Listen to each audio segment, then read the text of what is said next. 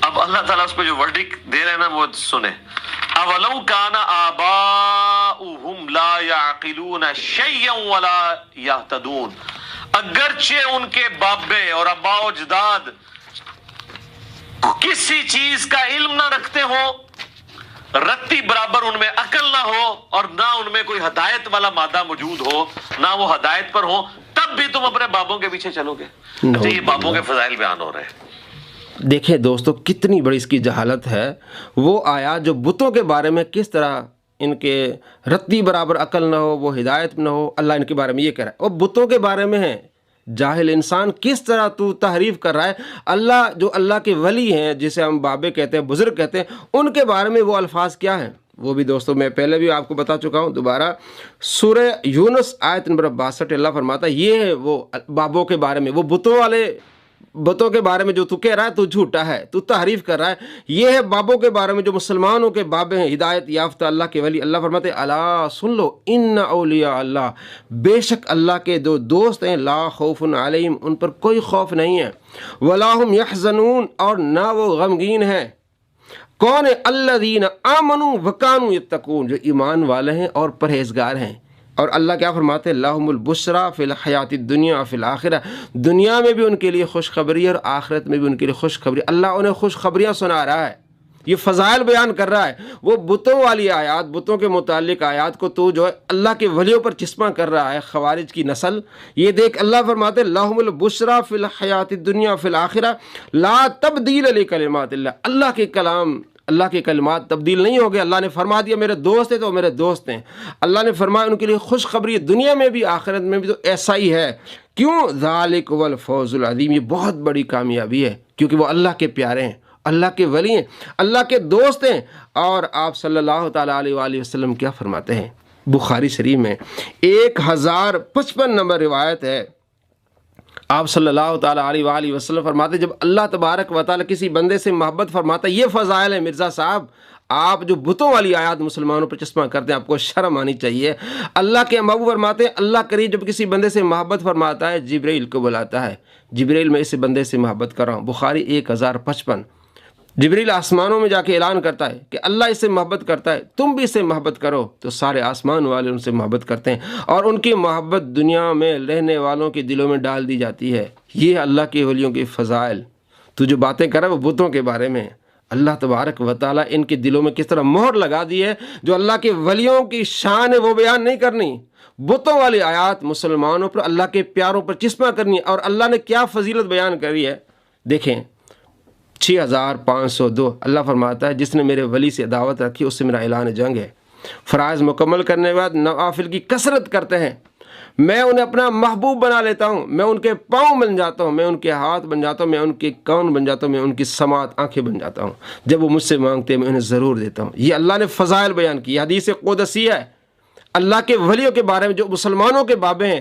اور یہ کفار اور بتوں والی آیات مسلمانوں کے اللہ کے ولیوں کی پر کس طرح یہ چسپاں کر رہا. کتنا بڑا یہ خائن شخص ہے. اس چیز کی عقل ہی کوئی نہیں، عقل نادی شے کوئی نہیں. لا یعقلون شیئا، دیکھ لیا، لا حول ولا عقل نادی شے کوئی نہیں. بالکل صحیح ترجمہ ہے نا یہ عربی میں، اردو میں. دیکھیں عقل دینا یعنی یہ ساری اٹیک کس پر کر رہا ہے؟ اللہ کے ولیوں پر کر رہا ہے. اور کس طرف اللہ نے فرمایا لہم البشری فی الحیات الدنیا، ان کے لیے خوشخبری ہے دنیا اور آخرت میں. اور کس طرح یہ قرآن پاک میں تحریف کر رہا ہے.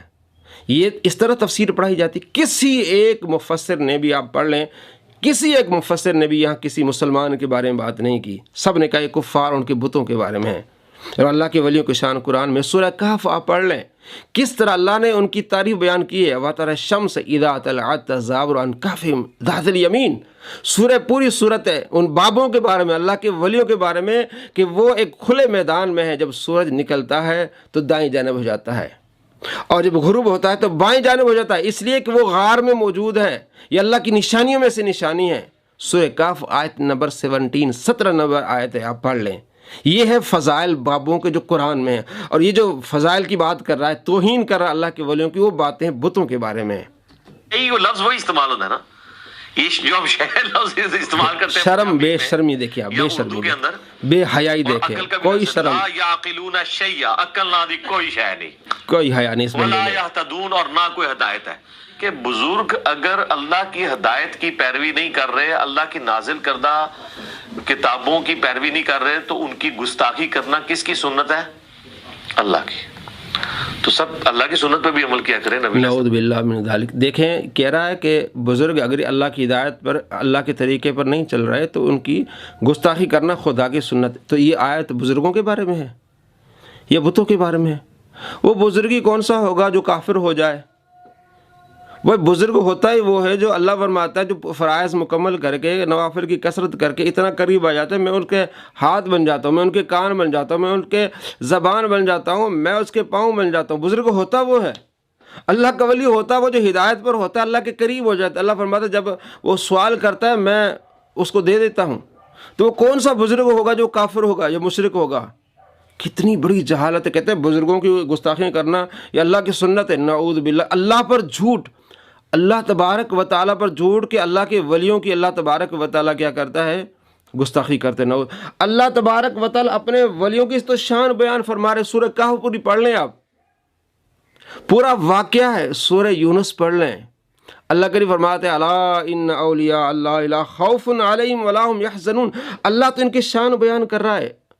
62 نمبر آیت، اللہ فرماتا ہے تم ہر نماز میں دعا مانگو، اہدنا الصراط المستقیم صراط الذین انعمت علیہم، ان کے راستے پر چلا جن پر تو نے انعام کیا ہے۔ اللہ فرماتے ہیں وہ کون انعام یافتہ ہیں؟ انعم اللہ علیہم من النبیین والصدیقین والشہداء والصالحین۔ اور بخاری میں کیا ہے؟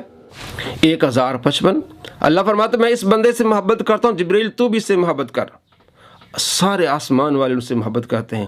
جس بندے سے اللہ محبت کرے، جبریل آسمان والے، اس کی محبت اہل ارض زمین والوں کی دلوں میں ڈال دی جائے تو کس طرح کی باتیں کر رہا؟ کہتا ہے ایسوں، یعنی اللہ کے ولیوں کی گستاخی کرنا خدا کی سنت ہے۔ خدا پر جھوٹ بولا اس نے، نعوذ باللہ من ذالک۔ خدا اپنے پیاروں سے محبت کر رہا ہے کہ میں ان کے ہاتھ بن جاؤں گا، میں اس کے پاؤں، میں ان کی آنکھیں، میں ان کے کان۔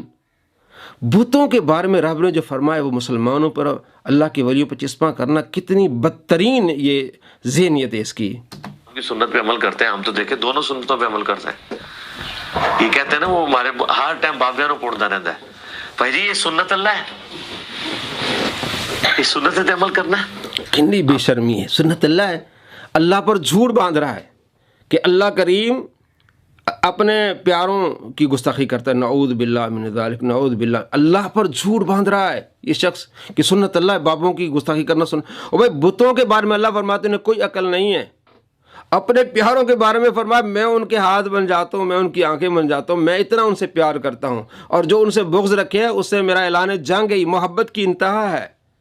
بخاری 6502 حدیث قدسی، محبت کی انتہا دیکھیں۔ اللہ فرماتا ہے میں ان کی آنکھیں بن جاتا ہوں، میں ان کے کان بن جاتا ہوں، میں ان کی زبان بن جاتا ہوں۔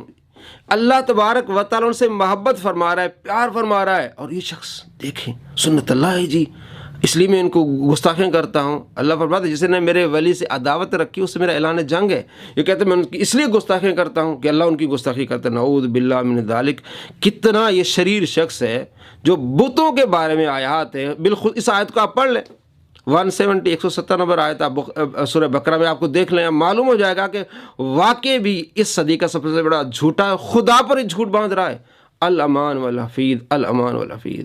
آندہ سے یہ بات بھی راگ بھی لاپیں کہ رسول اللہ پر جھوٹ باندھنے والا دوستی ہے اور اللہ پر جھوٹ باندھنے والا اس سے بڑا دوستی ہے۔ تو اب ذرا جو تم بتاؤ اللہ کے بارے میں۔ دوستو اب آپ ہر بندے کو بتائیں کہ جو نبی علیہ السلام پر جھوٹ باندھتا ہے وہ دوستی ہے، اور جو اللہ پر جھوٹ باندھے اس سے بڑا دوستی ہے وہ ہے مرزا جہلمی۔ کیوں کہ اس نے اللہ پر جھوٹ باندھا ہے کہ اللہ تبارک و تعالیٰ ولیوں کی گستاخی کرتا ہے، اللہ پر جھوٹ باندھے۔ اللہ تو قرآن میں ان کی تعریف بیان کر رہا ہے، حدیثوں میں آتا ہے کہ اللہ کس طرح ان سے محبت کرتا ہے کہ میں ان کے ہاتھ میں، ان کے کان میں، ان کی آنکھیں میں، ان کے پاؤں بن جاتا ہوں۔ اس نے اللہ پر جھوٹ باندھا، اس سے بڑا دوست کی کون نکلا؟ مرزا جہلمی خود۔ اس کا فتویٰ اس پر فٹ ہو گیا۔